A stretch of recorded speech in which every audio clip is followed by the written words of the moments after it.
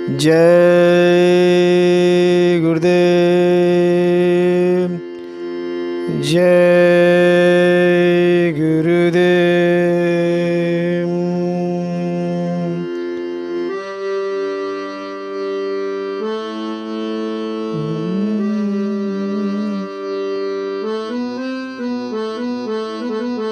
मेरे भाइयों, आप सभी को जय गुरुदेव। और आज जो है 14 फरवरी सन 2024 है और मैं आज गोवा के जो है सवर्डे में जो है आज एक छोटा सा सत्संग का प्रोग्राम है यहाँ पे। मेरे भाइयों, जो है ये हमारे परम पिता परमेश्वर बाबा जय गुरुदेव जी महाराज क्या कहते हैं कि धाम अपने चलो भाई, कि जो है ये जो देश है ये देश हमारा नहीं है, अपितु जो है यहाँ का जो मालिक है वो काल है। हम लोग जो है यहाँ पे आए हैं, क्यों आए हैं इसका बहुत बड़ा जो है कबीर मंसूर में जो है बहुत बड़ा इसका उल्लेख मिलता है कि जो है इस जीवात्मा यहाँ पे किस तरह से उतारी गई। लेकिन आज जो है इस जीवात्मा को वापस सत्यलोक की तरफ लेके जाने के लिए बार बार संत महात्माओं को जो है इस धरती पे आना पड़ता है। उस हमारे सत्पुरुष जो हमारे परमपिता परमेश्वर हैं, वो हमारे और आप लोगों की वजह से उन्हें कितनी तकलीफ़ लेनी पड़ती है, कितनी मुसीबत लेनी उनको जो है इस धरती पर उठाना पड़ता है। क्योंकि जो लोक है ये मृत्यु लोक है और आपको पता है कि इस मृत्यु लोक में जो है जन्म मरण अतिशय दुख हुई। जब इंसान मरता है और जन्म लेता है तो हजारों बिच्छुओं के डंगे समान जो है दर्द होता है। तो मेरे भाइयों, हमारे बाबा जी, हमारे गुरु महाराज परम पिताजी यही कहते थे कि जो संत महात्मा जो है हर युग में बार बार आते हैं और ख़ासकर कलयुग में तो लगातार आ रहे हैं। क्योंकि जो एक काल है इस जो है कलयुग में आसान कर दिया है। कलयुग है एक नाम आधारा, सुमिर सुमिर नर उतरहु पारा। जो है मात्र उस प्रभु उस परमात्मा के सुमरन से ही जो है ये हमारी जीवात्मा जो है सत्यलोक की तरफ जा सकती है। लेकिन जैसे ही जो है ये सत्यलोक की तरफ जो है ये रास्ता को गमन करती है, लेकिन जो है हमारे ये काल भगवान के जो काल निरंजन है उनके जो है ये 4-5 ऐसे दूत हैं कि बिल्कुल उनको जगड़ कर रखे हैं। लोभ मोह का अहंकार वो नहीं जाने देती। तो मेरे भाइयों, जो है हमारे और आपके बीच बार बार जो संत महात्मा आते हैं उस सतलोक से हमारे और आप लोगों के लिए कितनी मुसीबत उठाते हैं, उनकी बात तो अलग है। लेकिन वो यही चाहते हैं क्योंकि जो जीव है अपने घर की तरफ चले। क्योंकि जो है यहाँ पे बार बार जन्मना, बार बार जो है यमलोक में जाना, तमाम जो है यातनाएं जो है सहना, काटना पीटना मारना, फिर 84 में जाना। तो इसीलिए जो है कलयुग की जो है एंड में लगातार जो है संत महात्मा आ रहे हैं। इसी के दौरान जो है हमारे परम पूज्य संत स्वामी जी महाराज जय गुरुदेव जी महाराज हमारे इनका जो है आवागमन हुआ इस कलयुग के अंत में। और शायद इसके बाद कोई संत नहीं आएंगे, क्योंकि सामने अब जो है महाप्रलय है। जब तक संत महात्मा इस धरती पे होते हैं, इस धरा पे होते हैं, तब तक जो है कुछ भी नहीं होता है। जब वो चले जाते हैं तभी जो है प्राकृतिक अपनी जो है कारनामों को पूरा करती है। इसलिए मेरे भाइयों, जो है आप लोगों से अपील है, आप लोग सब जो है इस मालिक के शरणों में आते हुए शाकाहार होकर के जो है जय गुरुदेव नाम का स्मरण करते हुए दुख और तकलीफ़ों में मांगता है तो आप परीक्षा ले सकते हैं। जब चाहें तब परीक्षा ले सकते हैं। क्योंकि हमारे बाबा जी, हमारे जय गुरुदेव जी महाराज परम पिता जो परमेश्वर हैं, आप जब चाहें तब उनका परीक्षा ले सकते हैं। वो तो उनको पता है कि जितने लोग आज उनसे जुड़े हैं सब लोगों ने कहीं ना कहीं परीक्षा लिए हैं और आज भी लेते ही हैं, हमेशा लेते हैं ये परीक्षा। कभी कोई जो है इस मालिक से जो है मोक्ष की प्राप्ति का मांग नहीं मांगा रहेगा। सब लोग अपनी अपनी समस्याओं को लेकर के दुख तकलीफ बीमारियां जो है घर द्वार गाड़ी घोड़ा तमाम अपने जो है जो 5 तत्व की जो शरीर है इसकी सुख और सुविधा के लिए जो है बार बार बाबा जी से हमेशा लोग मांगते आए हैं। मोक्ष जो है हजारों में कोई एक आध ऐसे व्यक्ति होंगे जिस परमात्मा से ही मांगते होंगे कि हे प्रभु, हे परमात्मा, जो है हमें अपने घर को पहुंचा दो, पुनः जो है इस धरा पे ना आना पड़े। क्योंकि जो है वापस मैं कह रहा हूँ, जन्म मरण अतिशय दुख होई। जब किसी भी जीव का जब जन्म होता है तो हजारों बिच्छू के डंके समान दर्द होता है, अथाह दर्द होता है, असहनीय होती है पीड़ा जो है। और आदमी की जितनी औकात होती है उतना जो है वो चिल्ला चिल्ला के रोता है। देखो बच्चे, जब पैदा लेते हैं तो कितना चिल्लाते हैं, पूरी जान लगा करके जो है चिल्लाते हैं। क्योंकि जो पीड़ा होती है, जो दर्द होती है, उस मालिक से वो परम पिता परमेश्वर से करते हैं कि हे प्रभु, हे परमात्मा, हमें वापस जो है जन्म और मरण के लिए जो है मत इस धरती पे भेजो। क्योंकि मैंने जन्म लिया है, अथाह दुख हुआ है, इस अथाह दुख हम नहीं बर्दाश्त कर सकते। इसलिए हे प्रभु, हे परमात्मा, जो है इस बार आपने हमें जन्म तो दिया है, लेकिन अगला बार जो है हमें मत जन्म देना। क्योंकि जब मैंने जन्म लिया हूँ तो मुझे अथाह दर्द हुए हैं, असहनीय दर्द हुआ है। लेकिन हे प्रभु, वापस मैं आपसे माफ़ी मांगना चाहता हूँ कि दोबारा जो है जन्म नहीं देना।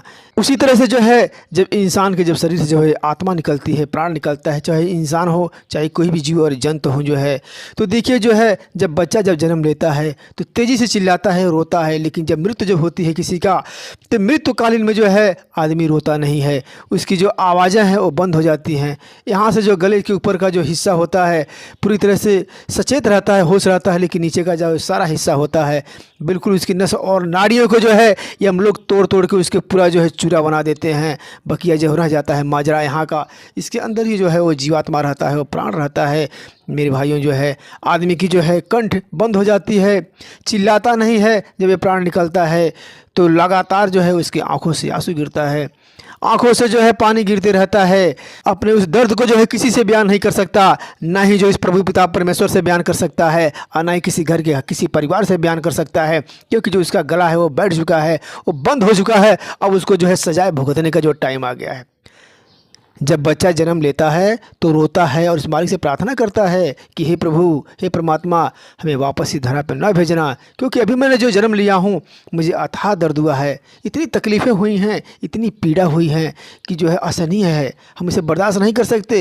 हे प्रभु, जो गलती हुआ है वो माफ़ करना, लेकिन दोबारा जो है पुनः इस धरती पर मत भेजना, पुनः हमें जन्म नहीं देना। लेकिन इसी का उल्टा, जब किसी की मृत्यु होता है तो आप देखते होंगे उसके बाजू में आप बैठे होंगे, उसका जो गला है वो बैठ जाता है, आवाज़ नहीं आती है, सिर्फ आंखों से जो है पानी आता है, पूरा शरीर ठंडी हो जाती है। और ठंडा कैसे होती है? ऐसे थोड़ी ठंडा होती है, उसे ठंडा किया जाता है। जो यम के लोग हैं, यम के दूत, उसको जो है पैर से लेकर के जो है और गले तक उसकी हड्डियों को तोड़ तोड़ करके पूरा जो है इसका चूरा बना देते हैं, इसलिए वो ठंडा पड़ जाती है।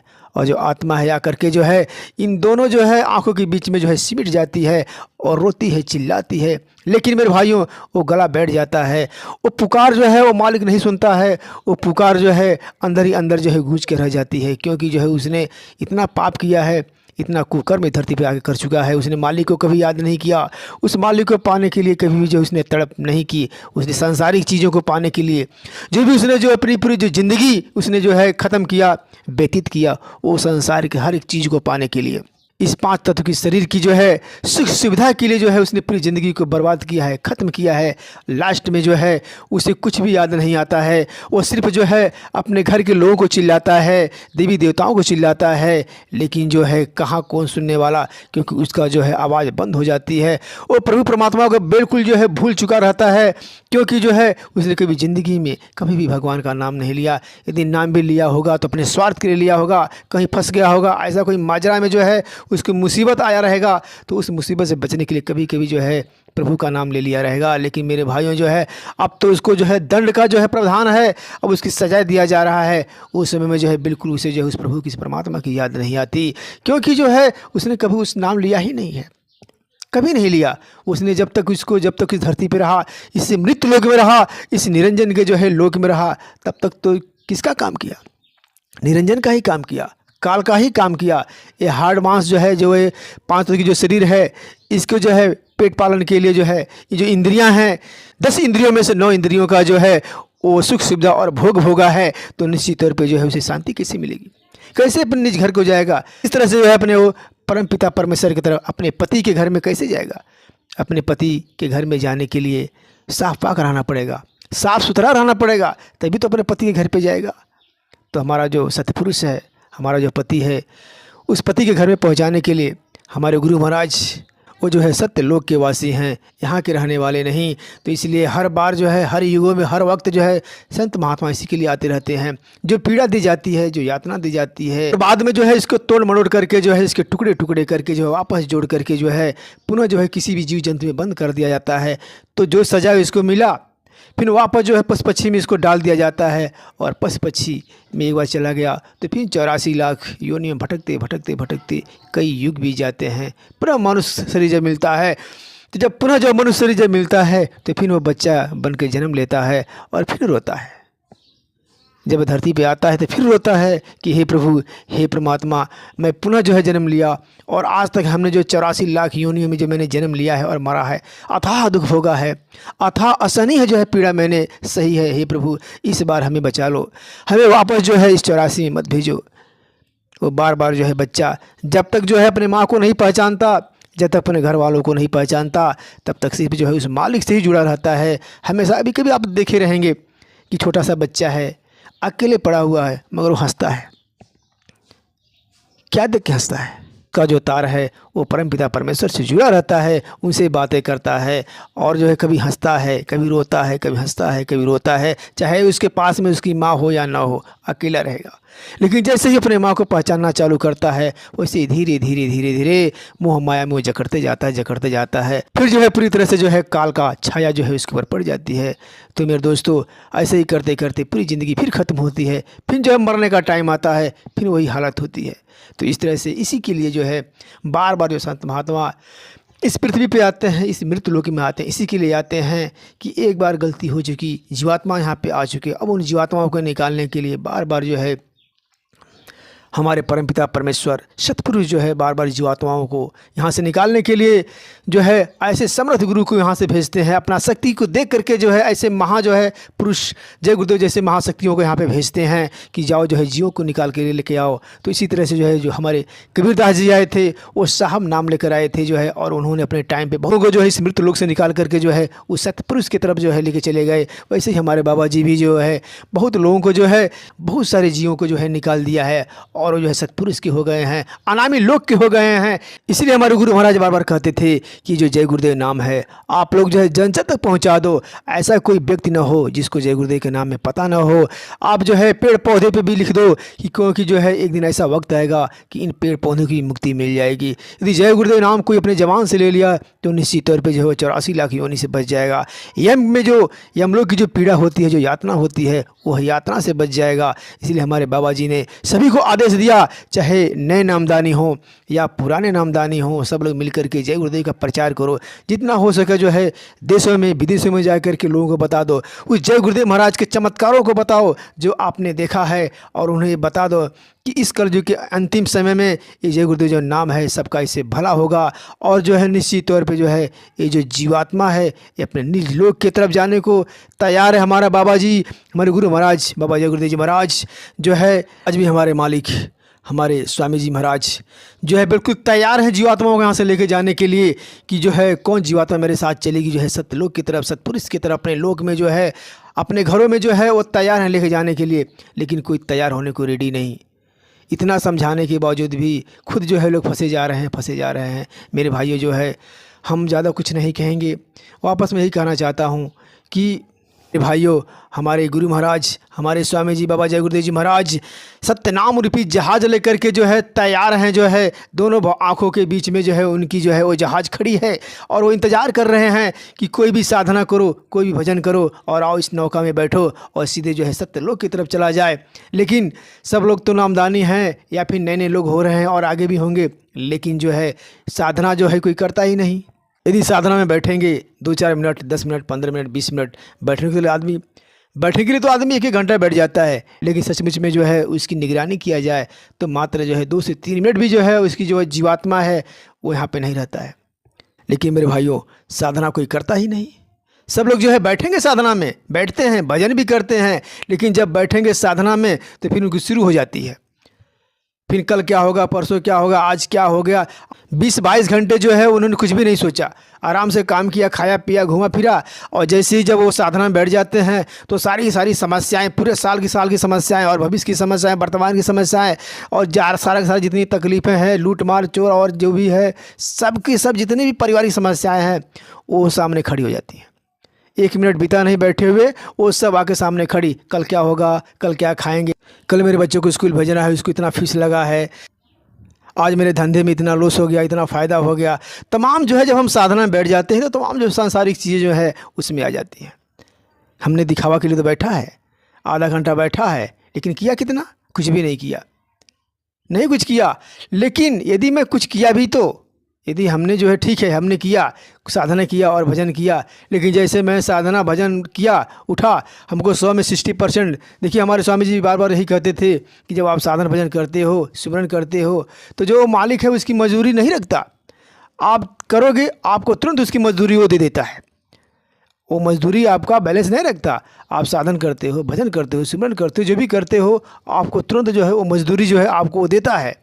आपने जो है ध्यान किया, भजन किया, आपको जो है 60% आपकी मजदूरी वो मालिक ने दिया। लेकिन जैसे ही आपने जो है साधन भजन किया, उसको उठ के खड़े हो गए, उसके बाद कोई ऐसा आदमी आ गया, आपको कुछ जो उल्टा पुल्टा बोला, आपने 2-4 गाली उसको दे दिया। और जब आपने उसको 2-4 गाली दिया, तो आपने जो है अभी साधन और भजन करके उठे हैं, कुछ परसेंटेज 10-20-50% आपको जो है कुछ मालिक ने जो मजदूरी दी, और आपने जो है गुस्से में आकर के उसको 2-4-10 गाली दे दिया। तो जो आपने जो किया था अभी अभी, जो आपने जो भक्ति किया था, जो साधना और भजन किया था, जो आपको मजदूरी उस परमपिता परमेश्वर जो मालिक ने दिया था, आप क्या किया? आपने 2-4 गाली दे दिया, वो आपका सब खत्म हो गया। उसमें से कुछ बचा कुचा था, आप जो है 1-2 घंटे के बाद जो है और कुछ जो है आपने क्या किया कि किसी की चुगलाई कर ली। एक मतलब क्या हो गया? पाप हो गया। तो फिर चुगलाई में जो भी आपका 10-5-20% जो है आपका बचा था, वो भी खत्म हो गया। तो ऐसे जो है आप भक्ति करते हैं, साधना करते हैं, तो मजदूरी आपको तुरंत मिलती है। उस मजदूरी को आप, उस फल को जो है संभाल कर नहीं रख पाते, उसमें बैलेंस कर ही नहीं पाते। जैसे कुछ इकट्ठा होता है तो फिर आप चालू कर देते हो, उसकी चुगलाई, वो ऐसा करता है, वो ऐसा करता है। अरे अपना तो देखो हम क्या कर रहे हैं, दूसरी की बात छोड़ो। फिर दुनिया भर का जो है आपका जो गुस्सा है कंट्रोल नहीं होगा, किसी को आप शब्द बोल देंगे, गाली दे देंगे, जो है यहाँ तक कि जो है आप, तो जो है पाप तो बहुत भर चुका है। पाप तो इतना भर चुका है कि आप जब आंखें बंद करते हो साधना के लिए तो कुछ दिखता ही नहीं है। आंख बंद करने का मतलब क्या होता है कि अंधकार नहीं आना चाहिए, प्रकाश आना चाहिए। लेकिन जब आप आंख बंद करते हो तो अंधेरा दिखाई देता है।